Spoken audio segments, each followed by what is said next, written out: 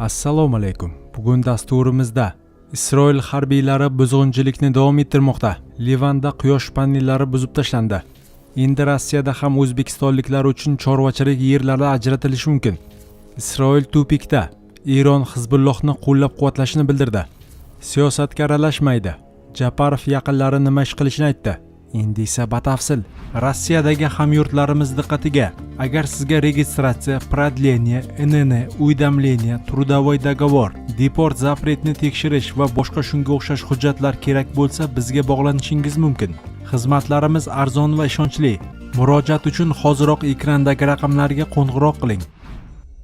Isroil harbiylari buzg'unchilikni davom ettirmoqda. Livanda quyosh panellari buzib tashlandi. Isroil harbiylari Livan janubidagi xristianlar yashaydigan qishloqda quyosh panellarini buzib tashladi. Bu haqda Anadolu agentligi xabar berdi. Ma'lum qilinishicha, Debel qishlog'ida harbiy texnika yordamida quyosh panellari yo'q qilingan. Ijtimoiy tarmoqlarda Isroil harbiylari ekskavator bilan panellarni buzib tashlayotgani aks etgan kadrlar tarqalgan. Livan ommaviy axborot vositalari ushbu hududda suv ta'minoti infratuzilmasi, turar joylar, yo'llar va zaytun bog'lariga ham zarar yetkazilganini ma'lum qildi. Isroil mudofaa kuchlari askarlar Debeldagi quyosh panellarini ataylab yo'q qilganini tan oldi. Bayonotda ushbu holat yuzasidan tergov boshlangani ham ma'lum qilindi. Isroil armiyasi sulhga qaramay Livan janubiga zarbalarni davom ettirmoqda va fuqarolik infratuzilmasini nishonga olmoqda.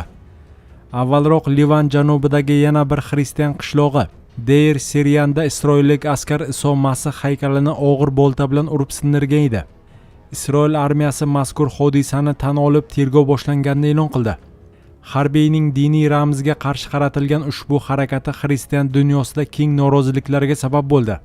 Shu munosabat bilan Isroil bosh vaziri Benyamin Netanyahu yuz bergan voqea uchun uzr so'ragan. Haykalni vayron qilgan askar va uni suratga olgan yana bir harbiy jangovar vazifalardan chetlatilib 30 sutkaga qamaldi. Endi Rossiyada ham o'zbekistonliklar uchun chorvachilik yerlari ajratilishi mumkin. Rossiyaning Irkutsk viloyati hududida yirik shoxli qoramol boqish uchun o'zbekistonlik investorlarga qishloq xo'jaligi yerlari ajratilishi mumkin. Bu haqda Sputnik xabar berdi. Ma'lum qilinishicha, bu yangilik Rossiyaning Irkutsk viloyati iqtisodiy rivojlanish va sanoat vaziri Viktor Sishkovskiy ishtirokida O'zbekiston va Irkutsk viloyati o'rtasidagi hududlararo hamkorlikka bag'ishlangan brifingda ma'lum qilindi. Irkutsk viloyati hududida yirik shoxli qoramol boqish uchun qishloq xo'jaligi yerlarini ajratish taklifi ko'rib chiqilmoqda. Rejaga ko'ra, bu yerda yetishtirilgan mahsulotlar keyinchalik ham Irkutsk viloyati va Rossiya hududiga, ham O'zbekistonga yetkazib berilishi mumkin. Sishkovskiyning ta'kidlashicha, o'zbekistonlik investorlar bu loyihalarga kirib borishga tayyor. Viktor Sishkovskiyning so'zlariga ko'ra, Andijon viloyati bilan imzolangan kelishuv doirasida yo'l xaritasi qabul qilingan. Hujjatda aniq bandlar va ularni amalga oshirish muddatlari belgilangan. Ustuvor yo'nalishlar qatorida Irkutsk viloyatida respublika savdo uyini ochish, shuningdek yirik meva-sabzavot logistika bazasini yaratish bor. Irkutsk viloyati O'zbekistonga asosan yog'och, alyuminiy, IT ichimlar va boshqa mahsulotlarni eksport qiladi. O'zbekistondan esa meva-sabzavot, texnika, idish va qadoqlash materiallari import qilinadi. Aprel oyining o'rtalarida O'zbekiston tomoni Belarusdan 4000 gektar ekin maydonini uzoq muddatli ijaraga olib, uni negizida qoramolchilik loyihasini yo'lga qo'yish xabar qilingandi. Qashqadaryo viloyati delegatsiyasining Belarusga tashrifi doirasida shunday iqtisodiy kelishuvga erishilgan. Isroil tupikda. Eron Hizbullohni qo'llab-quvvatlashini bildirdi. Livandagi Hizbulloh harakati bosh kotibi Shayx Nasim Qosim rasmiy Bayrutni Isroil bilan to'g'ridan-to'g'ri muzokaralarni to'xtatishga chaqirdi. Bu haqda TASS xabar berdi. Hokimiyatning vazifasi Isroillik dushman bilan to'g'ridan-to'g'ri muzokaralarni to'xtatib, bilvosita muzokaralarga o'tishdan iborat, deya ta'kidladi Qosim. Shuningdek, Naim Qosim o'z bayonotida sionistik dushman to'siqqa uchragani, qarshilik esa davom etayotganini ta'kidladi.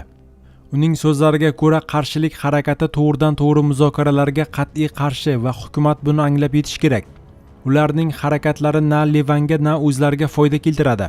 Bayonotda qayd etilishicha, Livan manfaatlarini kamsitadigan va hududlardan voz kechadigan hukumat kelgusida faoliyat yuritish huquqiga ega emas. U iste'foga chiqib, hokimiyatni xalqqa topshirishi va haqiqiy xalq hukumatiga aylanishi lozim. Hizbulloh bosh kotibi qo'shimcha qilishicha, Hukumat sionistik dushman bilan to'g'ridan-to'g'ri aloqalarni to'xtatib, bilvosita muzokaralar formatiga qaytishi kerak. Islom inqilobi muhofizlari korpusining Quddus kuchlari qo'mondoni Ismoil Qani rasmiy murojaat bilan chiqish qildi.